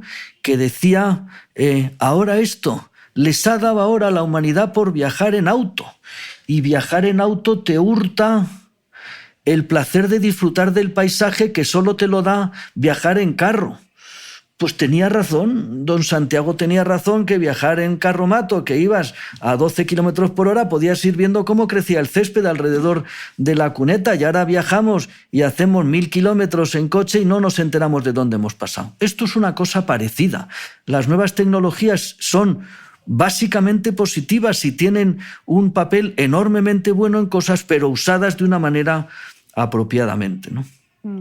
Hablábamos justo al principio de cómo ha aumentado la longevidad, y sin embargo en Estados Unidos vienen datos que no sé si deben hacer que nos preocupemos, donde la esperanza de vida ha caído en los últimos años. De hecho, en 2017 78,6 años, y esta es una tendencia que parece que también se replica en Reino Unido. ¿Crees que es algo que ocurrirá aquí también o no? No sé, el año pasado con el COVID bajó la esperanza de vida en España. Claro que bajó, porque cuando se empieza, si uno mira las gráficas esas Momo, mortalidad mensual que publica el Ministerio de Sanidad, son espeluznantes, ¿no? El pico de mortalidad que hubo directamente relacionado con el COVID, murió mucha gente que no había muerto a esa edad el año anterior. Moría mucha gente con 70, con 72, con 75. Y a consecuencia de la COVID y la consecuencia de la enorme presión al sistema sanitario, hay un repunte de diagnósticos de cáncer más avanzados de lo que se diagnosticaba antes, ¿no? Es decir, ¿dónde estaban los infartos de miocardio que venían al hospital cada día y que no vinieron durante esos meses que cuento del mes de marzo? Pues es evidente que la pandemia, especialmente en los primeros meses, ha supuesto un descenso leve, pero un descenso en la mortalidad. Los datos de la esperanza de vida siempre hay que mirarlos muy detenidamente, y yo no soy un experto en eso. Pero sí que es verdad que hay hábitos de vida, hay problemas desde hace años médicos que son nuevos a las edades a las que aparecen. Por ejemplo, el problema de la obesidad infantil, llevamos ya unos cuantos años. No es lo mismo tener obesidad de los 40 a los 70 que tener obesidad desde los 15 años. Ahora estamos viendo gente con consecuencias de la obesidad desde los 15 años que a los 45 se parecen a los que veíamos antes que tenían 75. ¿Entiendes lo que quiero decir? Esas cosas que la obesidad es un problema de primer orden, y además tiene una causa justificadísima que es los hábitos alimenticios y la vida sedentaria que llevamos. Eso puede explicar también que ahora que haya gente que esté falleciendo a edades más tempranas. En el lado contrario, la medicina sigue avanzando y cada vez se hacen cosas que antes mataban y ahora no matan. Es decir, ahora la gente no se muere de hepatitis, que antes sí. Tenemos una medicina que cura la hepatitis. Ahora hay unas técnicas que se hacen en hematología que cierto tipo de problemas hematológicos severos que hace 3 años, no hace 30, 3 años mataban, ahora se curan. Quiero decir, por un lado tenemos cosas que avanzan, pero es verdad que esto de los hábitos sociales, de la prevalencia de obesidad, de sobrepeso y de vida sedentaria, sí que tengo la sensación de que tendrán consecuencias en quizás una disminución o en determinados tipos de grupos una disminución de la esperanza de vida, ¿no? No es igual tener diabetes o tener obesidad desde los 12 que tenerla desde los 50. A nadie se le escapa que no es igual, ¿no? Antes de que te pida de que saques de nuevo la bola de cristal para cerrar el podcast, te voy a lanzar la última pregunta, porque arrancamos el podcast hablando de la dependencia, de la discapacidad, y me gustaría hablar de un paciente invisible que no tiene ninguna enfermedad, pero que también se siente seguro en tu consulta, y es el cuidador, ¿no?, de estas personas de gran discapacidad. Hablamos de los cuidadores en un podcast que grabé del Alzheimer y me gustaría de que hablásemos de ellos, ¿no? De quién cuida al cuidador, de todas esas personas, porque seguro que como geriatra tienes algún mensaje para ellos.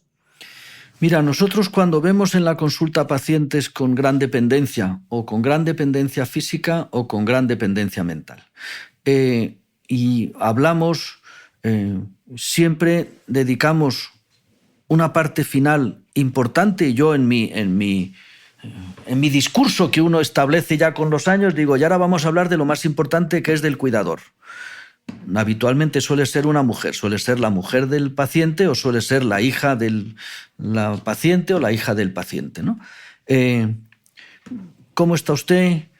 ¿Qué vida hace? ¿Qué vida lleva? Porque hasta que a uno no le toca, o sea, convivir con un gran dependiente es 24/7/365.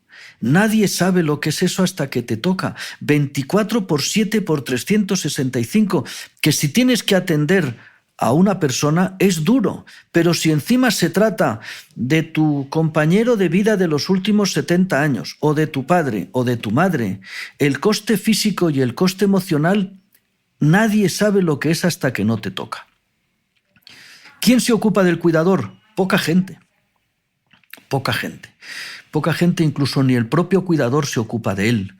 Yo siempre les insisto, hablamos muchas veces hacemos otra consulta solo con el cuidador, sin el paciente delante, para que el cuidador pueda expresarse bien. Y a veces yo les pregunto, ¿tiene usted algún rato durante la semana para usted? ¿Alguna mañana, alguna tarde, el sábado por la tarde que viene mi hija a quedarse? ¿Tiene usted? No lo podría tener. Uy, pues si lo tienen, ¿y qué hace?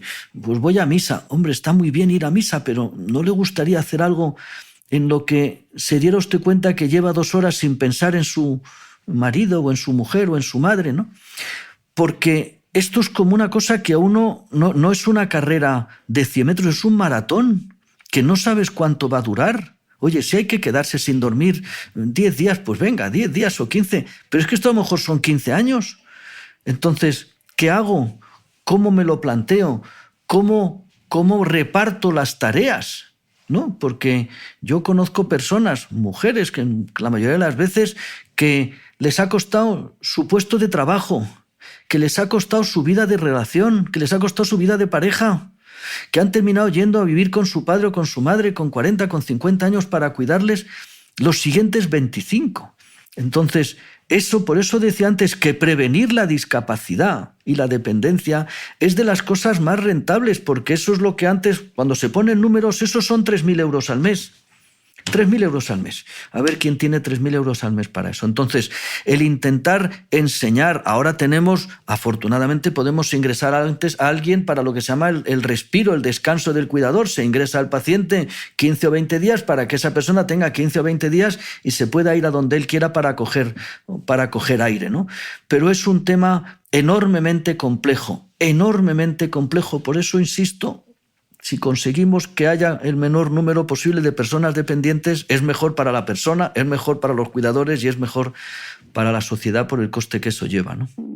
Porque en el fondo hay muchísimos manuales, muchos blogs, muchas cuentas de Instagram, muchos podcasts, pues eso, dedicado a los cuidados de los hijos, ¿no? De la paternidad, prepárate para la paternidad, incluso para los cuidados de tu mascota, ¿no? Pero sí. Qué poca visibilidad se le dedica al cuidado de nuestros padres, porque a todos, más tarde o más temprano, nos va a tocar cuidar de ellos. ¿Qué consejos darías a quienes nos estén escuchando? ¿Dónde estarán los grandes retos y cómo podemos prepararnos?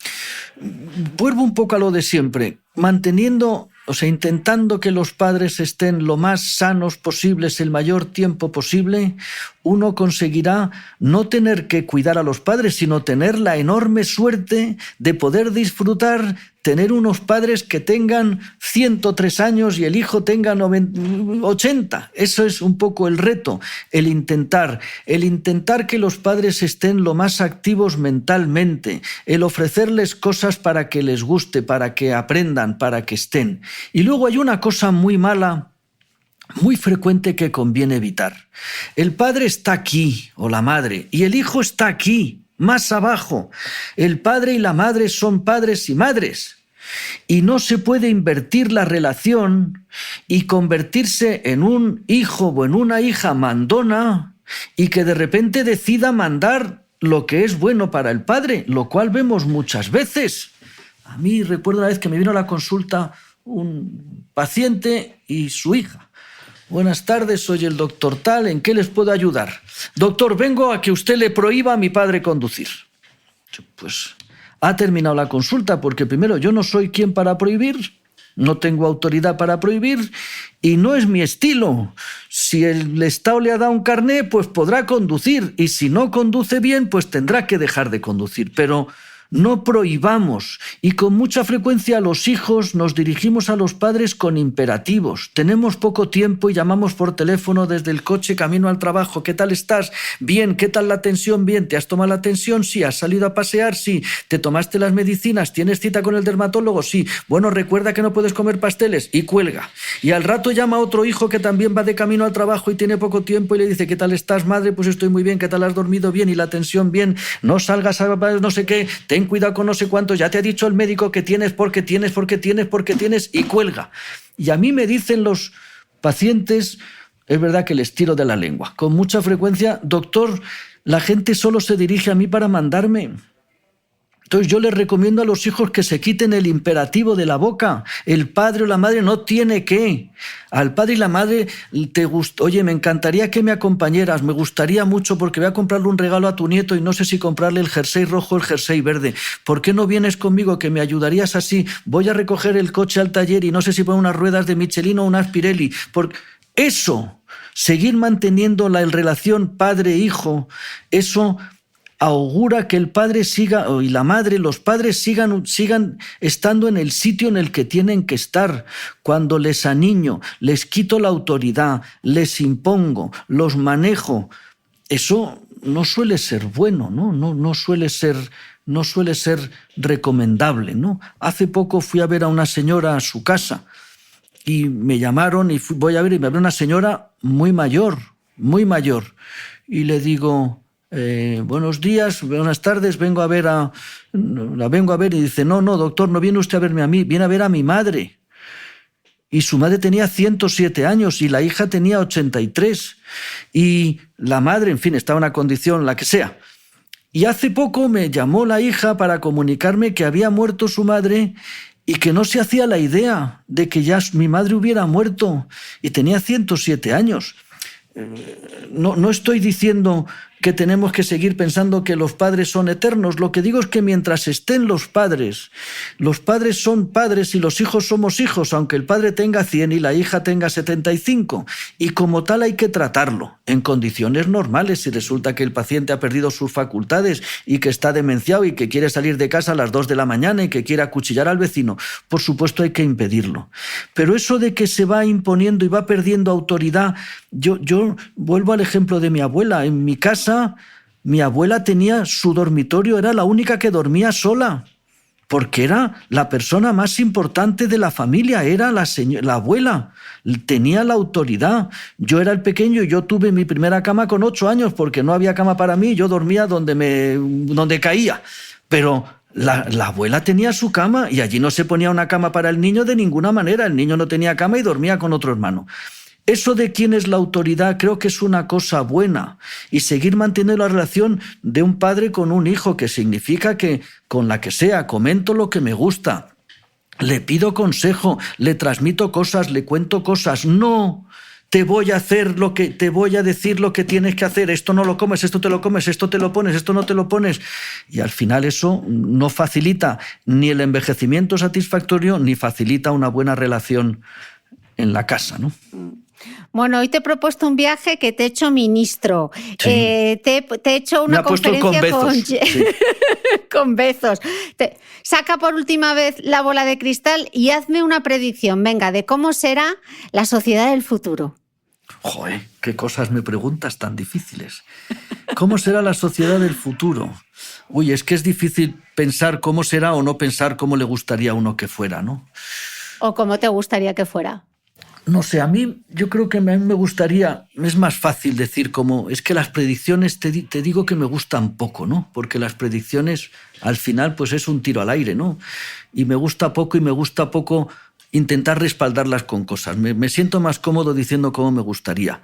Yo creo que esta época que vivimos, que insisto, no solo en España, sino en el mundo, y hay muchos papeles que explican lo que yo digo, es la mejor época de la historia. Esta época en la que vivimos es la mejor época de la historia. ¿Se muere gente de hambre? Sí, pero es la época de la historia en la que se muere menos gente de hambre.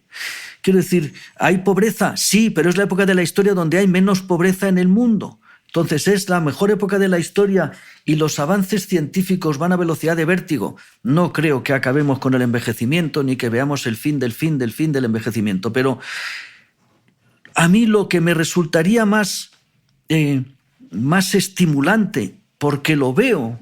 Yo cuando veo un señor, a mí me gusta viajar, y cuando veo una pareja parecen 90 años, que van viajando juntos, en avión, o en barco, o en tren, y se van a un sitio, o les ves en un museo, o les ves en un restaurante cenando, o les ves en el lobby del hotel que la gente pueda disfrutar hasta edades muy altas de una buena condición física. La discapacidad es una canallada para el que la tiene y para el que tiene que cuidar, es una canallada. En una buena situación física, en una buena situación mental, disfrutando de la vida que es extraordinaria, aunque no tenga fortunas de dinero ni tenga lujo, sino la vida, el salir, el pasear. No sé qué día hace donde estás tú hoy, pero aquí en Madrid hace un día que es un pecado, con el cielo azul, que pasear por la calle es un gusto, que alguien pudiera salir, pasear, disfrutar, juntarse con amigos. Con amigos, muchas veces me dicen, doctor, el otro día me decía una señora con 93 años, doctor, es que mis amigos se han muerto todos.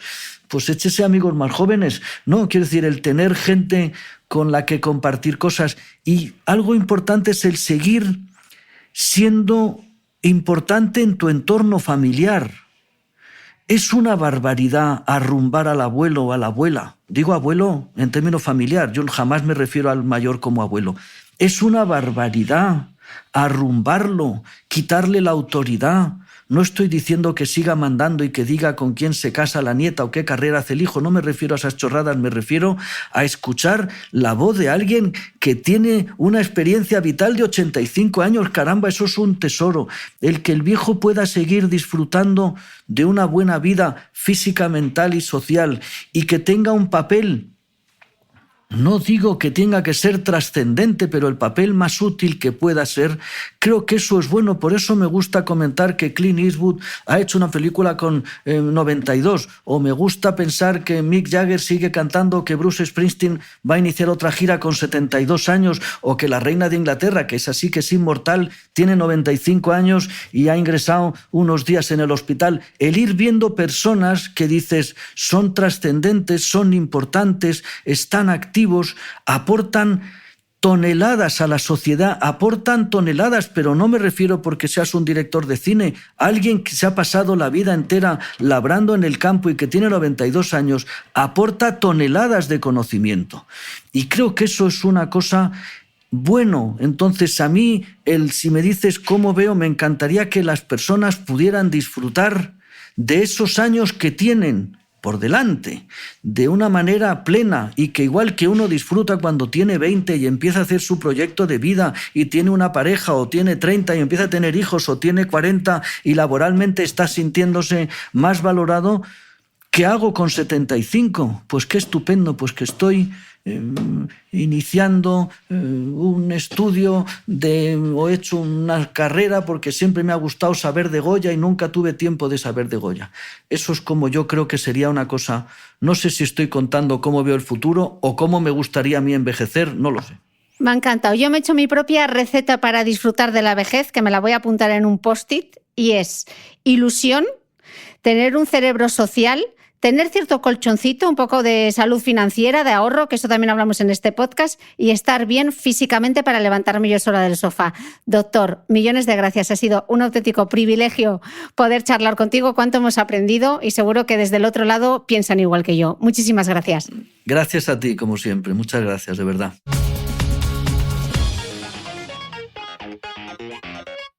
No olvides que todas las notas de este capítulo están en mi blog de beautymail.es. Además, si no quieres perderte ninguna entrevista, suscríbete al podcast de Cristina Mitre en tu reproductor de podcast habitual. Y un último favor, si me escuchas en Apple Podcast, regálame unas estrellas y déjame una reseña, porque así ayudas a que este podcast siga creciendo. Muchas gracias y nos escuchamos de nuevo el próximo domingo.